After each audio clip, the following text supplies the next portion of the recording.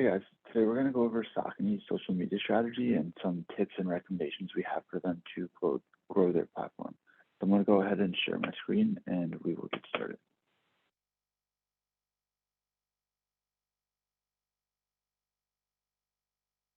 Okay, so our first recommendation is to do more human marketing. So the human-driven marketing, this will allow them to be much more successful than it would be in traditional marketing channels. So the goal here would really be to drive up buyers who have a high chance of actually purchasing their products. So our target audience here would be the younger side of Saucony's target base, so upper teens to late 40s, and this, is in line with their overall market. So the goal here would be to increase brand awareness and build trust with potential consumers. This would be on the act portion of the race framework because it would actually force consumers to act and purchase goods. So our ultimate goal here is for them to increase the number of consumers. So to implement this, we would recommend that they be much more interactive on their social media channels, so responding to comments, answering questions, doing live Q&As, etc. They could also outsource some of their product to third parties for review. So our next is to increase TikTok engagement. So TikTok is obviously a very fast-growing social media platform, and the more people that get on, the more their brand will grow.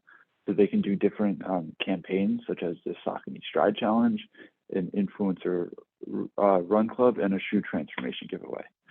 So the best way to implement this is to partner with different influencers. We'll go into this much more later in the presentation. And we also think they should have different ideas like how it's made, which would be where they show some of their products and some of the environmental aspects of them.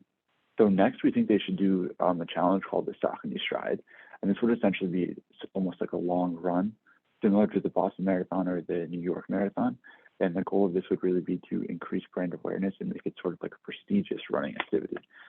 So here would be the route that they would take. It would be from Kutztown, PA to Waltham, MA. This is from where they were founded and their current headquarters. As you can see, it goes through many large cities such as Manhattan. Also, we think that they should implement an Instagram shop. This would allow consumers to easily purchase their goods directly from Instagram. It would allow them to convert and engage consumers in their race framework. They would be just scrolling through Instagram and all of a sudden see shoes that they would want to buy and be able to click right on the store and purchase them. So the target audience here would be consumers who are on Instagram and that would see the different products. So to implement this, they should allow people to purchase directly from the store. They should create collections and catalogs based on the target audience and have product tags right on the shoes that allow them to purchase it. So finally, what we think would be most important for Saucony to grow is for them to utilize influencers. This would allow them to reach a much larger audience and expand their reach. So the channels we think they'd be most successful doing this on would be Instagram and TikTok.